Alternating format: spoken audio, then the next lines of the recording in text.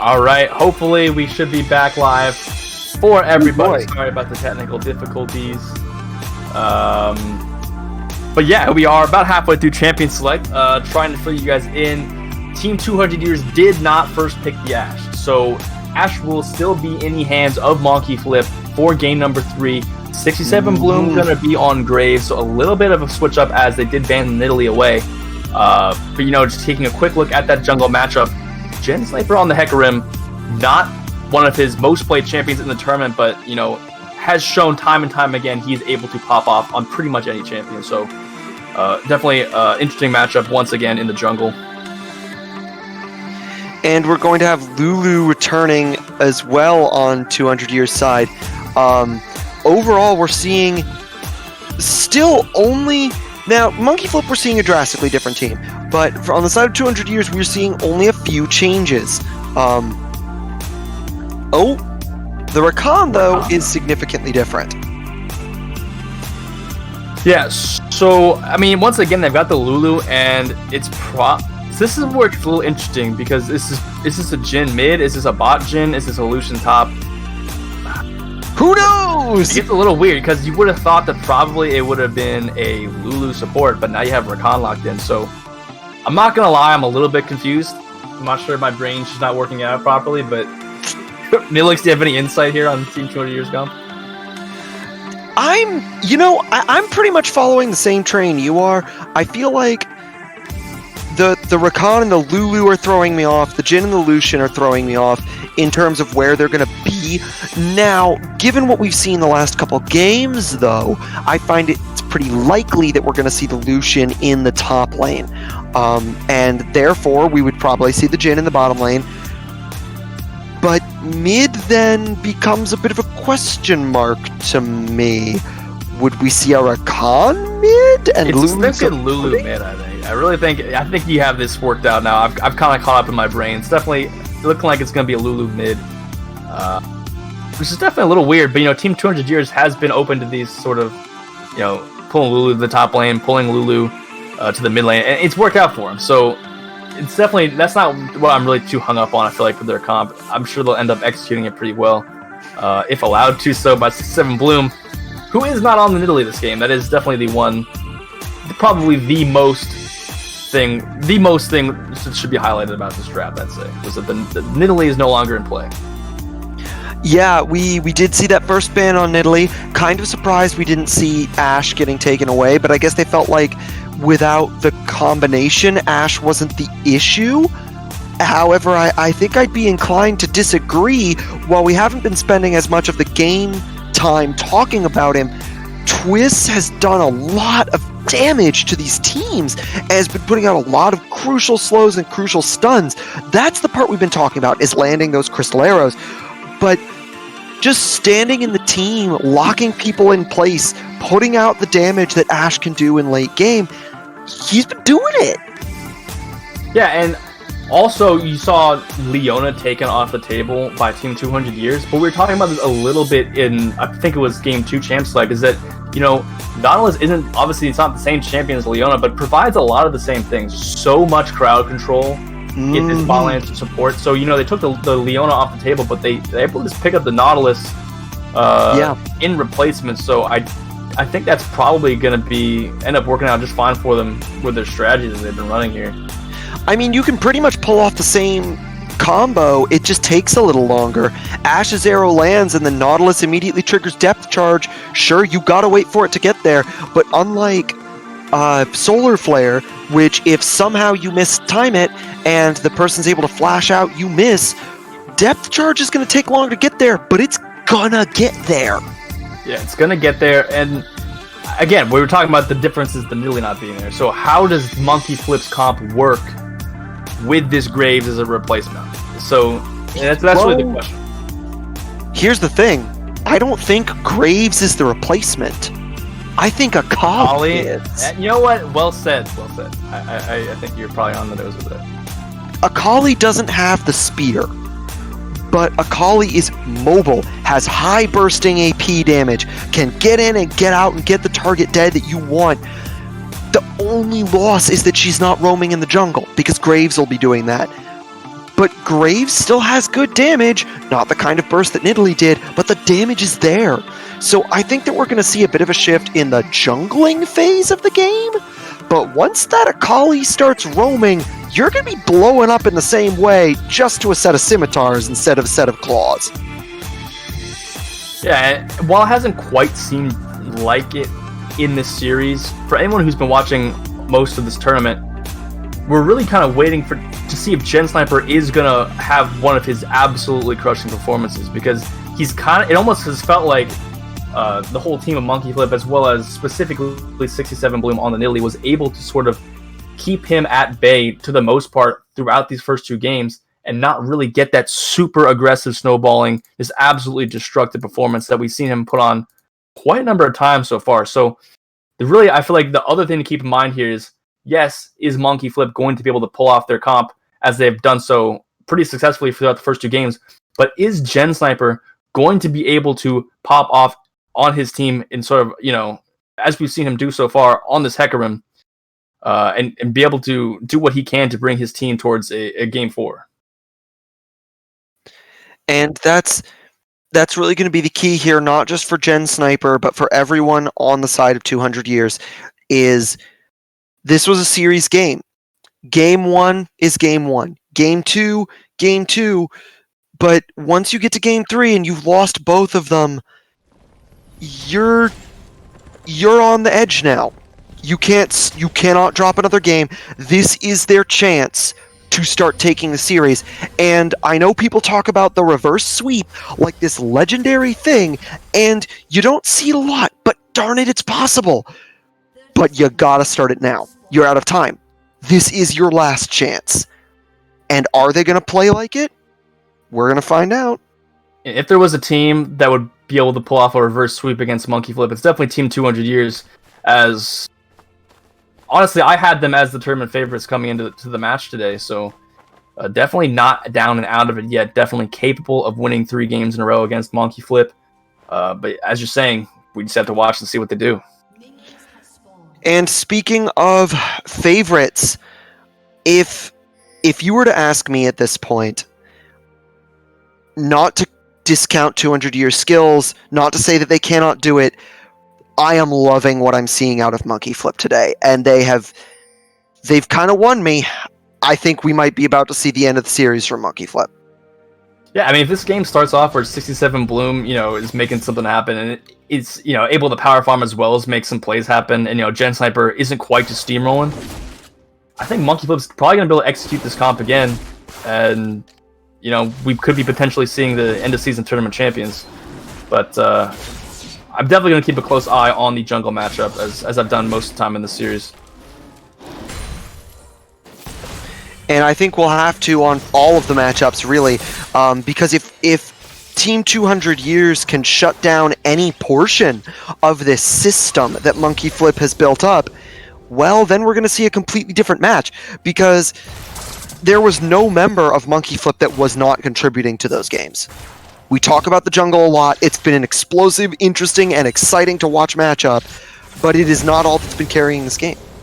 Yeah, you're right. It's definitely been a team effort for Monki Flip. The reason we just have to, me personally, have to keep an eye on the jungle matchup so much is because Gen Sniper has just been he was definitely the MVP leading up to the finals of this tournament, and it's really been quite impressive what Monki Flip as a whole unit, as well as 67 Bloom, has been able to do to slow him down. So speaking of the actual state of the current game, though, we are seeing some significant health trades coming out from both teams, fighting for every edge they can get in this. We're seeing Xerath using their range to bully Flame Dev on Akali, but now that those levels are ticking in, Akali's got their smoke balance starting to change. MZ Shady looking kind of low. And Choosy and NZ just refusing to do anything other than trade with each other. They're still picking up their farms, but every time they are in range, the spells are flinging across this aisle. Yeah, also see Gen Sniper now finishing off his top side clear. Gonna be picking up this Scuttle Crab. And potentially could be Choosy actually dropping their flash right before they're getting ganked by Graves. Getting pushed out of the map, but here comes Gen Sniper coming in on Hecarim to scare the Graves away, literally and figuratively. tackling in, taking Graves really low. If we can see another cleave, first blood double kill to Gen Sniper after Choosy using their flash to make an aggressive play that I thought was going to backfire horribly into MZ Shady, but Gen Sniper coming in and saying, no, it's a bait now, suckers. That was so pretty to watch from Gen Sniper. This is the double execute there with his Q. And, you know, that's 2 kills now on him, and this is what we're talking about. Oh boy! So many times Gen Sniper just roll over games, and this is a very different start. Yeah, this is definitely more of the what you see from 200 years in the group stage and semifinals. Gen Sniper popping off to a quick lead here. A quick lead indeed. May I remind you that it is only at this moment that we are at 4 minutes and 30 seconds, and we just saw a double kill in this game. Let's see the TP coming out now, top lane. Flame Dav joining back to the top lane. They're going to catch, not miss any of that wave, not miss any of that. Nice, juicy experience. Bot lane being pushed in a little bit. But yeah, this Drag Sim coming up soon, and with the huge lead now on Gen Sniper, rather, you definitely think to look that they're gonna be looking towards that. But no, he's just gonna be heading back towards his clear, gonna take down his wolves, probably up towards his Gromp before making his way back down towards the dragon. That mid trade getting a little spicy though. MZ getting routinely taken very low by Choosy Day as they use Whimsy to catch up quickly. Oh my goodness, talk about margins. Meanwhile, bot lane, hook resets, landing a hook onto Monki Diff here, excuse me. However, the support from Rakan jumping between causing CC and applying shields, just enough to cause a very minimal trade, to be honest with you. Neither side really coming out of that too banged up. 67 Bloom. Here comes 67 Bloom coming in from the tri-bush. They don't see it. He's gotten fully behind them now. The flash from Nautilus to use that passive to snare. Then following up with the hook. Hook resets, slaring Monki Diff with the hook there. Very appropriate. 67 Bloom making his own plays happen, coming in the bot side.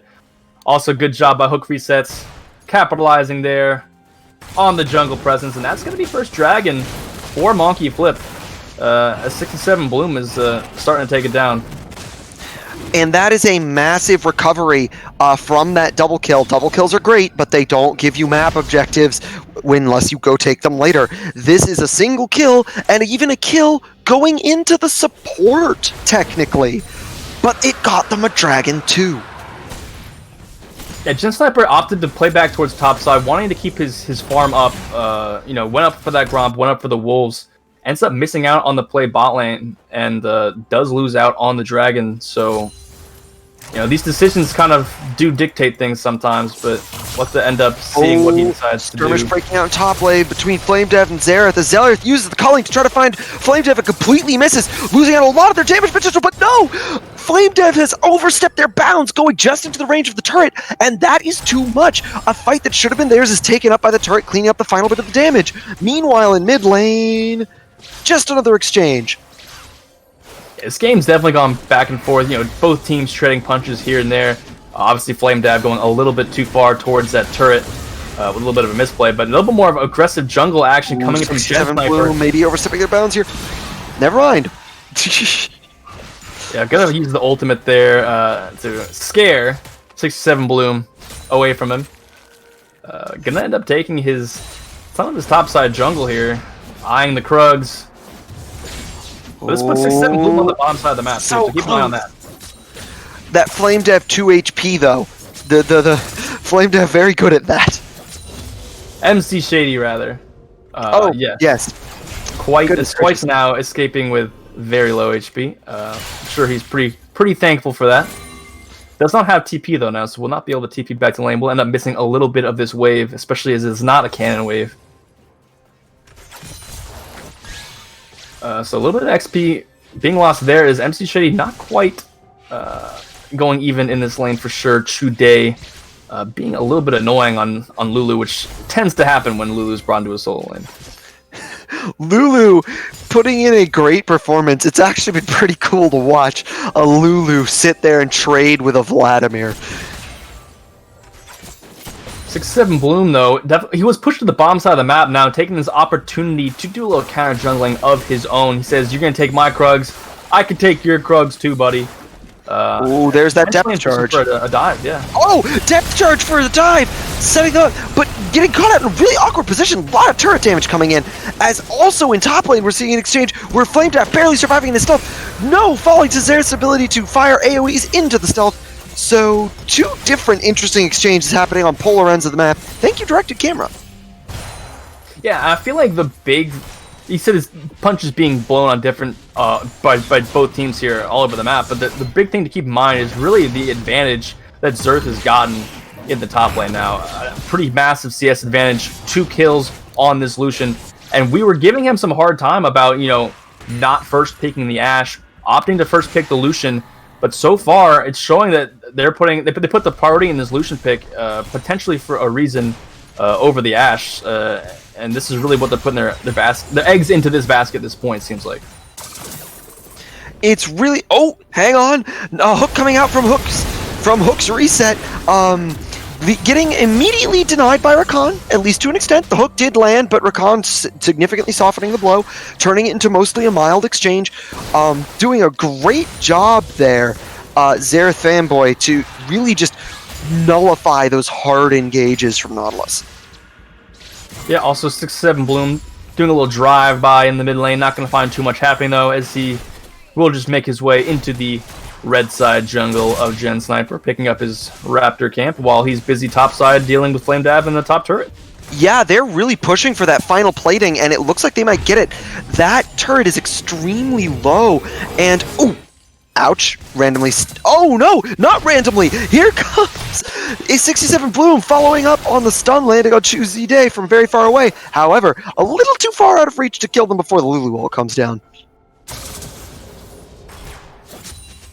So I was talking a little bit earlier about how Gen Sniper ended up playing topside and Dragon went over to the side of Monki Flip. Somewhat as a result, and we saw that again. You know, Gen Sniper kind of just playing on top side of the map a lot of the time. Around the Lucian, around Xerath, trying to just use the lead that they have up there and keep pushing, but mid lane... Here comes... Oh, that troll pool. That was a very good troll pool, but responded to by an extremely good fear, and Hook resets coming in to try to deny the fear escape. Oh, the stasis saving their lives! Wow, what an action-packed exchange. Oh, not quite. Flash coming in, may not be enough to save Choosy Day as the maximum range collateral damage comes out from 67 Bloom to just occupy the entire corridor of the jungle there, knocking out Choosy Day in their attempt to escape. Cheesy little stopwatch there, yeah, by Hook resets. Ends up giving them a 2-for-1 advantage in that skirmish. And potentially the next drag as well. Let's look top lane though as the teleport comes in. Could get interesting here as Xerath immediately pops culling onto Flamedeath Flash. Wow, that was an expensive kill, but an effective one. Teleport into culling, into flashed culling, but it worked. Yeah, I mean, you just really see how these two teams are playing differently. 200 years opts to, you know, he's going to, Xerath teleports top lane. You also see MC Shady teleporting bot for this dragon to make sure they secure it. So, yeah, again, you're right, very, very accurate. Third Ocean Soul in a row now. It seems to be the story of this series, but 200 years is putting so much priority in this top lane with their resources. They really are, but the catch is it's paying off. They say don't put all your eggs in one basket, but if that basket's sturdy enough, it can work. Yeah, absolutely, especially on snowballing solo lane Lucian, as he's now looking to invade 67 Bloom in his red. Wow, hi Gen Sniper, how you doing? But here comes Flamedeath on Akali. Maybe not, though. And this is more of the pace we're used to seeing 200 years play with. You know, they... but a little more on that in just a second. It seems like another kill might be picked up here by Chuday. Chuday getting just absolutely surrounded by members of 200 years, but it's just barely not enough. All that sustain coming out from Lulu. The troll pool coming out from Ziva. The blood plague might be enough. They took a lot of damage during the span of that ult there, but no, it didn't actually trigger in a big way. And Flamedav once again having the pressure put on him, forced to reset in his own jungle. It's really, this top lane is definitely, it could be worse. I mean, he's only up about 45 CS, but It's definitely not looking good. The catch is the gold that's being generated from the objectives it's giving them by playing in the top.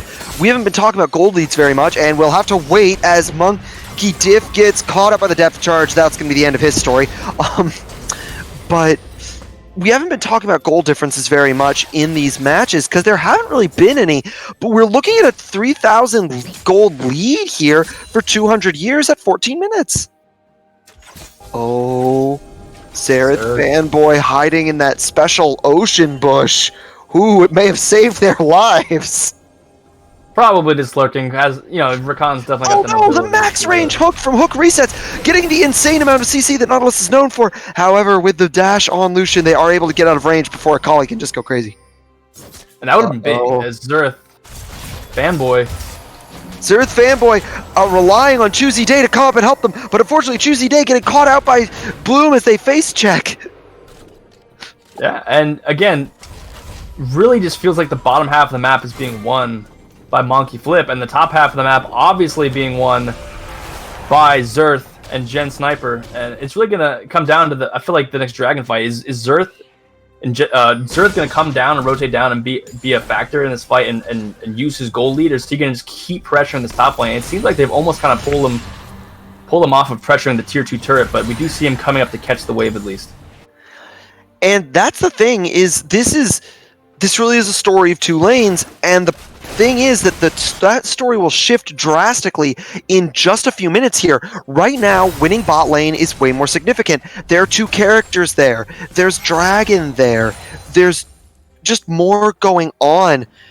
Right now, the only thing going on in top lane is that Herald, which is a much better balance than before, when there would have been nothing before we introduced Herald to the game. But until that Baron comes up, the pressure in bot lane could just mean more. But once it does, that story isn't going to look the same. Culling, though, managing to give Xerath the Rampage status now, as I mentioned during Champion Select that Flame Dav on Akali could replace the Nidalee Burst in these combos, not if they're dead this much and aren't farmed up at all. Yeah, Flame Dab probably going to be pretty much a non-factor for the vast next while in this game. You know, all assassins, once they get a little bit of damage, can end up you know, doing their thing, dealing some damage, but not going to be a huge priority target here in most of these fights moving forward, as you're saying. Oh wait, hang on, Jen's. Oh wow, Bloom using that movement speed to just run into the middle of two members of the other team and then just say, nah. Finally, though, 20 seconds left. And this is where we see, alright, Xerath is in this mid lane, he's come down, but we have Flame Dab in the top lane trying to put some pressure, keeping Xerath honest, but TP would probably be available. Here's the thing, though. I actually respect Flame Dab's decision here. Assassins, usually their value has to come from instant blowing out a target, but not when your team has as much CC as his does. As long as he can farm up to the point of doing significant damage, he doesn't need to 100 to 0 someone. He just needs to, like, 100 to 50 someone during the stun so his team can finish cleaning up. Monki Flip's opting to not deal with this dragon, really not trying to throw this game right here. They are down a decent amount of gold at this juncture, not trying to force a fight without priority. So, not going to stack the third Drake here, but meanwhile, though, Xerath getting dived by a possibly overconfident MG. Yep, they're down. Gem Sniper coming at the last minute. Xerath, multiple fights breaking out here with everything happening, all of them. Hook resets having just not enough health taking his get out there, though, as Flame Dev is caught too deep. Oh, maybe not with the flash. And that jump back skill, but a lot of movement speed abilities coming out from Xerath and Gen Sniper, who haven't given up the chase. Flame Dev does have a tier 2 turret to fall back to, but it's still too far away. Gem Sniper getting get out, and Blue now pulling out the Herald with a lot of deaths on their side. That's going to be the second mid turret, and oh goodness, 67 Bloom catching, kind of?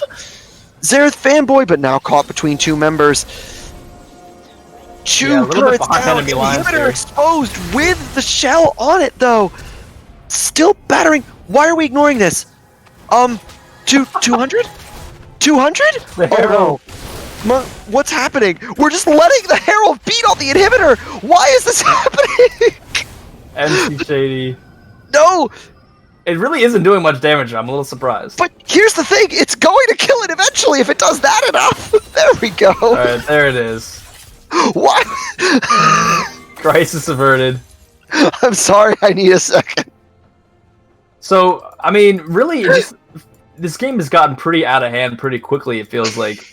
You know, Monki Flip hasn't been able to really do too much on the bot side of the map in the past, I'd say, almost 10 minutes. It really is almost grounded to a halt, especially with Zerth now coming down to the mid lane occasionally and being involved in some of these skirmishes.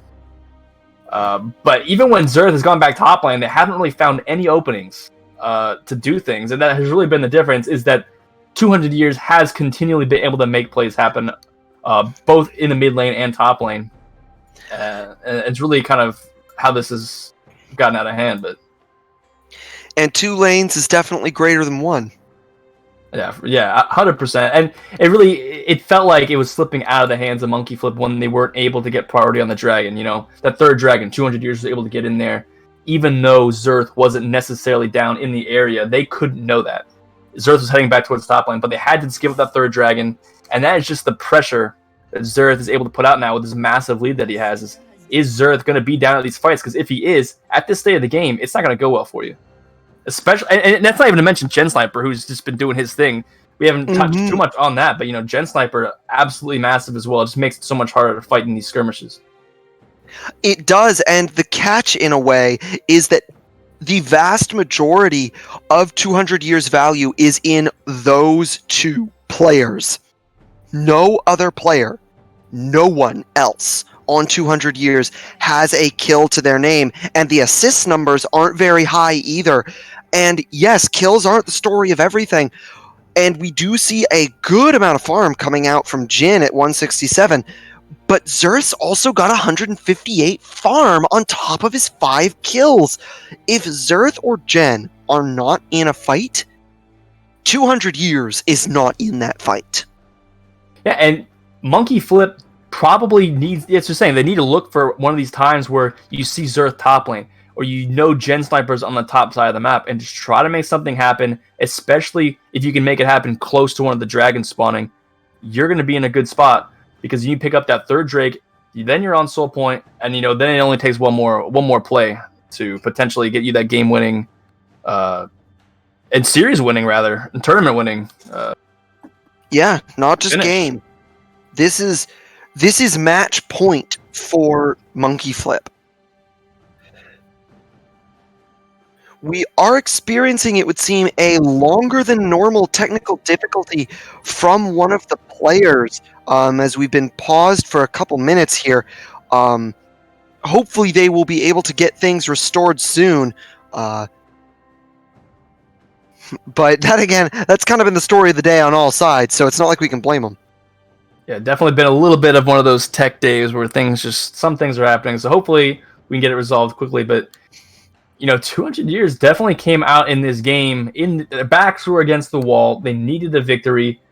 They haven't quite looked like themselves, whether that's to the Monki Flip's credit or because of 200 Years, but, you know, Gen Sniper got those 2 early kills, started rolling, and this is really the 200 Years team we're used to seeing. And I said before that, like, I feel like Monki Flip's biggest strength in this series has been knowing how to close a game. But 200 Years is doing a great job in keeping them away from that position. So, obviously, we've not seen anything that could close a game on either side. I will admit I had a bit of a brain-bending moment when I'm watching the 200 HP Herald just kind of slowly beat on Monki Flip's inhibitor. But... And, yeah, I mean, that was definitely something you don't usually see in your League of Legends games. But, you know, you're saying how Monki Flip hasn't really been in a position to exercise their comp in this game and really do what they've been doing in the first 2 games to close out a game. But, you know, 200 Years also knows how to close out a game. And I think we're going to look to see them really sort of bring Chu Day, bring Zerth Fanboy, and play around Zerth and Gen Sniper. And if they do that, I really don't think this game is going to last much longer. It may not, and you kind of need that as 200 Years. You need to not just break, but just halt the momentum Monki Flip has had. Of course, a hard-fought, ground-out victory is still a victory, but if they can just crush the momentum we've seen from Monki Flip here, the implications are going to be very good for them. They will still be on the back foot with only one win in the series, but they will be in a much better position than they could have. Yeah, we see 200 years now making the move for the Baron, but yeah, I was just saying, like, in a 5-game series, if you go up too there's low, that Eagle, though. Monki Flip has seen it on Ash's Eagle, and they're not taking it down fast enough to make deny impossible. An arrow comes out. We are going to see a fight break out here in the crossroads as damage comes out on all sides, but all of it's being mitigated by various support abilities. Jen taking the Lulu wall, but not being able to escape. Even so, multiple deaths on both sides now as the numbers are slightly in Monki Flip's favor, being able to break that fight and deny the Baron. Ooh, that is a good pickup for them. Monki Flip finding a chink in the armor, able to take out both Xerth and Jed Sniper in this fight, and those are the targets you really need to take out. It seemed like they almost were trying to force that fight through that little choke point, and it just did not seem to be what they wanted to do, and obviously it wasn't, because Monki Flip, an absolute big play to stop the momentum here. The strange thing is, it should have been enough. Jen Sniper, Hecarim, that character is so powerful in those little choke points. Lulu to keep him alive and make his presence insane on top of him and keep it going. And those abilities were coming out. Jen Sniper took a lot of the damage there, was able to tank ludicrous amounts, but it just kept coming. Just when we think we are seeing 200 years return to form, Monki Flip answers. And now, I don't even know what to think about this game. You would think that, 200 years still probably in the driver's seat if they're able to take Gen Sniper and Xerth into the right places with the supporting casts behind them, but they are definitely in control. My gosh, from downtown, Flame Dev responding to the extremely long range. That's a big ult. I call it the extremely long range twist stun, but Lulu ult's gonna be down now for at Let's least take 40 a look seconds. here for a second at Rakan. Caught in a rock and a hard place. The recall looks like it's gonna go out, but This dragon is up, and really, this is going to be pretty easy rotate for 200 years down to the side. No one from Monki Flip giving much notice to this objective. I do question Look at this flank, though. Why Look at the weren't we flank, paying Xerth. attention to the dragon? Oh, Absolutely yeah, behind. here it comes. Looks like This is going to be interesting positioning. If a fight breaks out here and it leads to a Baron, it could be massive for either team. The Scouting Bloom coming out, showing the positions, but Monki Flip is able to get back to their side of the map, and 200 years doesn't look like... Oh no, wait a minute. They are positioning to take this. Show Monki Flip scattering themselves. Two members recalling. But no, they are able to retreat to the safety of their turrets, but this does put massive priority in the hands of 200 years to take this Baron, and it looks like they're going for it. yeah, really good job by Monki Flip not to get caught out, realizing the situation they're in, but this Baron's getting shredded quick. The Baron's being shredded very quickly, but here comes the Ash Arrow. Only managing to stun a single member, though. And flashing over. This is turning into a fight. The Baron still with enough health that it can't be smited. Everyone driven out. A massive plague coming out, landing on almost every member of the other team. Lulu's ultimate coming in to make that Gen Sniper huge, but so much damage is coming in. Everyone's dying on both sides. It's absolute chaos in here. Every skill that could have come down, leading to a perfect 3-for-3 exchange. No side able to take an advantage over this Baron fight, and that happened in the absolute blink of an eye. Yeah, Gen Sniper was able to stay alive for a long time. He does have the Conqueror rune on this Hecarim deep in the backline, just bought so much time, putting out so much damage. But again, yeah, pretty even fight at the end of the day. Hook resets was also able to take up so much damage, and the big thing here is they stopped the Baron. It was pretty close to being taken out before that fight started. Extremely close. That Baron was down around 1,000 health. We are not late enough in the game for Smite to do that much. But if we were a few levels higher, that would have been smiting territory.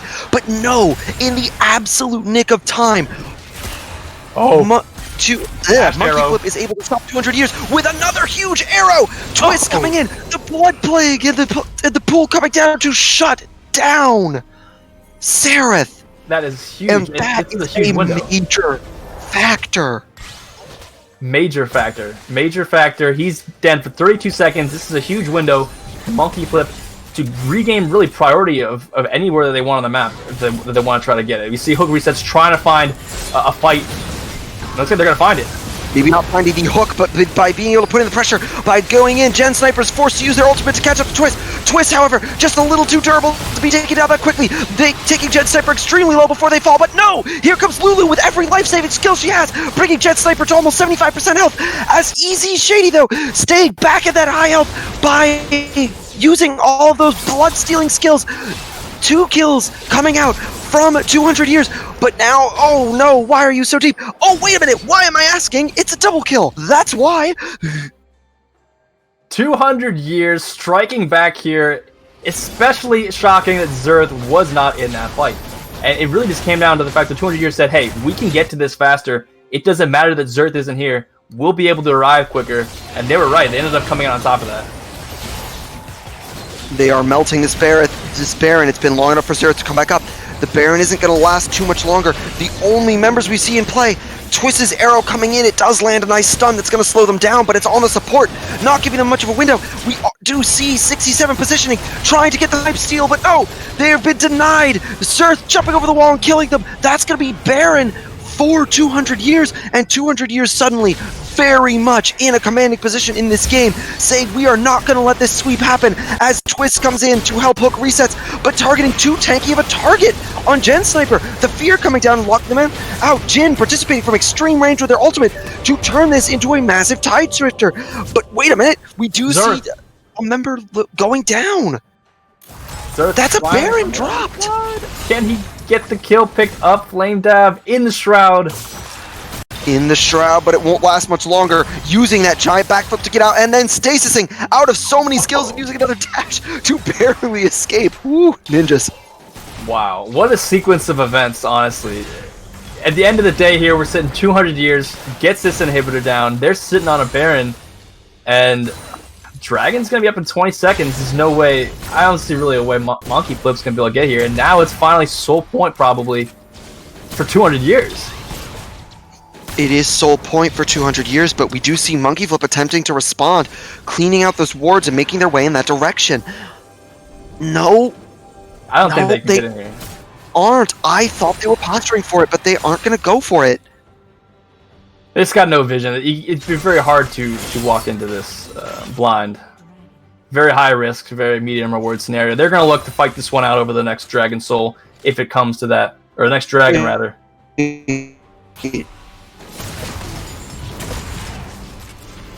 What a game we were sitting on here, though. You know, 200 years There's back pockets, against the wall. which is already significant.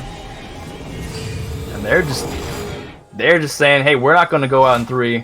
We're going to take this out. We're going to go to game 4.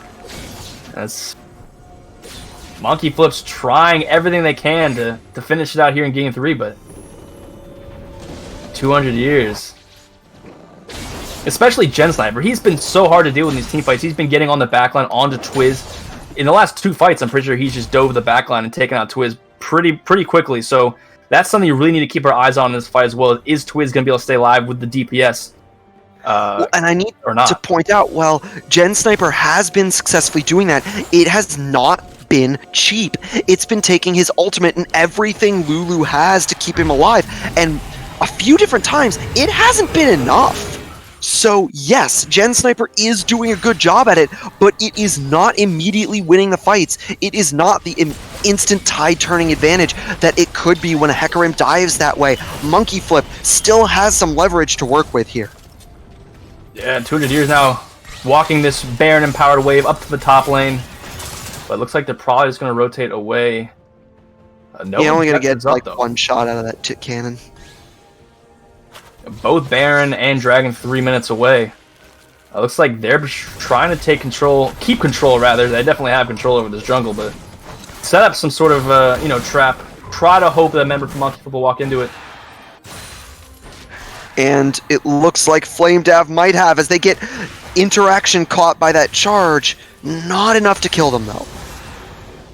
And that's the thing. There's really nothing on the map for Monki Flip to be worrying about right now. Like, again, they don't have control over their topside jungle, but they don't really need it. You know, Baron's not up for 3 minutes. At some point, you want to be able to get back in there and regain control of that, but there's no reason to go in there if not absolutely sure it's safe. So, and it looks like at this point, it's kind of it's not really important. It's, you know, like, it's gonna come down to this dragon. There's 2 minutes on the dragon. There's 2 minutes on the Baron. And, you know, 200 years wants this Ocean Soul. That's really going to be where this is going to go. And that's the thing. This is not... This is... Okay, Xerath maybe picking off something he shouldn't have as... Oh, it's not quite enough. Tower 1, Tower 2? No Tower 3 to pick up the kill on 6-7 Bloom. Monki Dip. But maybe not needing it. Here come the cheater shots. Pop. Yeah, Monki Dip sniping Bloom right there. Evening out that trade at 1-1.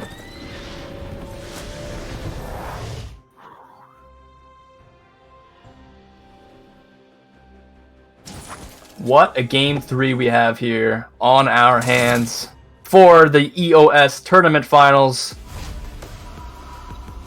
200 years trying to grab this Ocean Soul, trying to grab and force a game 4.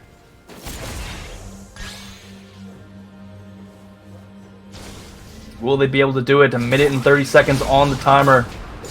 Probably. But you know what? You know, Baron actually spawns 30 seconds in advance. That is what we see. We see Gen Sniper and 200 years grabbing priority of this side of the map. Teleport is available on Xerath. So, I mean, it looks like he was on the bot side of the map, but it looks like they will be pulling him up now to rejoin the rest of the team around this Baron, as it will be spawning in about 40 seconds. This Baron fight is huge. Yes, in terms of map control, the game is in the hands of 200 years right now. And 200 years does have a slight advantage in terms of power, but not one that Monki Flip cannot surmount with a good team fight. If Monki Flip catches a good stun like that into a depth charge on Xerath, and is it going to be enough? So many life-saving skills can be down, but no, 67 is able to kill Monki Dip. Xerath losing tons of health now after the plug play. BSU Shady managing to pick them up too. As, meanwhile, in top lane, Gen Sniper is not able to catch Flame Death, meaning that there is a 2-member advantage. This is not a time that 200 years can clinch onto that Baron. Instead, here comes 65 and Bloom, forcing out the all-important Hecarim ultimate before the fight can even take place, and partially into the death recalls. Dragon's going to be up too. This is a big advantage. 100%. This could give them the dragon, especially since we have hooked. Xerath, who is putting in the stasis, managing to buy some time, is able to jump over the wall and get it. But those death timers still present, not long, but still present on the side of 200 years. However, it looks like he'll be able to join. He will be able to join, you are right, but it looks like the dragon is already down. So, and there are no wards in the jungle for him to join onto. Another arrow coming out from Twist with all those cooldowns. But no, the counter turn, but the pool saving him? Nope, Ignite takes him down while he's in the ground. The snipe range coming out from Jin to take it up, but Xerath pulling out his calling to pick up the double kill. No, Xerath didn't pick up the double kill, Gen Sniper did. Where is that even happening? Super deep into the mid lane is the answer. Unbelievable play back onto Xerath to take him out again. That is going to be huge. This was looking like, you know, another kill picked up here by Gen Sniper. Could have been the end of the game, but Xerath will be taken out. It might be just enough. See more. Monki Dip also taken out. Yep, 6-7 taking out Monki Dip, but it bought them a lot of time. And there goes Nautilus 2 in the middle of recalling while the inhibitor is already down. 2 members closing on the Nexus turret. I don't think they can end the game here, but they're definitely going to do a lot of damage. Oh no, 67 Bloom just missed all of his shots. That leaves them with everything available. 67 is the only one here in stasis while the Nexus is open. They're chasing it, but it's not going to be enough. The Nexus being turned on. There's no one here to respond. The Nexus barely surviving. Down to just over 50% health. Troll Pool not going to keep him alive forever. Twist landing a massive stun to slow the game. But Choosy still taking down the Nexus. Barely over 25% health now. Oh, holding on for dear life as Twiz lays it to the... No, it isn't enough. The Nexus is going to fall to Choozy's damage. Ooh, as these fights are breaking my voice box. What an unbelievable sequence that just was. Absolutely nonstop. It all started back with that play after the dragon. They picked off Xerath, so they were team Monki Flip was able to take down that dragon, but then they engaged mid lane. They hit the Ashe arrow, Twiz landed it, they made the engage, but Gen Sniper with the Lulu ult on him was just too much to take out. And and at the end of the day, it resulted in the end of the game for Team 200 Years taking it down, forcing a game 4. Yup, 200 Years securing the critical victory to keep the series alive here. And it really did come down to Gen Sniper's fear countering the Twiz stun. That could have been the end of the game, except, again, Gen and Chu just dumping everything they have in that counter engage, and it worked. So we've seen the Nidalee taken out of 6-7 Blue. And at the end of the day, 200 Years was able to pick up the victory from that. So it really makes this next draft very complicated, I feel like, is what do these teams want to do? We saw 200 Years put a huge priority on the Lucian pick, picking it up very early. Obviously, we're going to see Monki Flip back on the blue side, so they will have the first pick priority, but there's just lots of things we have to take into consideration. It gets pretty complicated, but you know what? At the end of the day, 200 Years taking down game 3 here, backs were against the wall, extending the series to game 4, and this is just going to be so exciting to watch. I can't wait.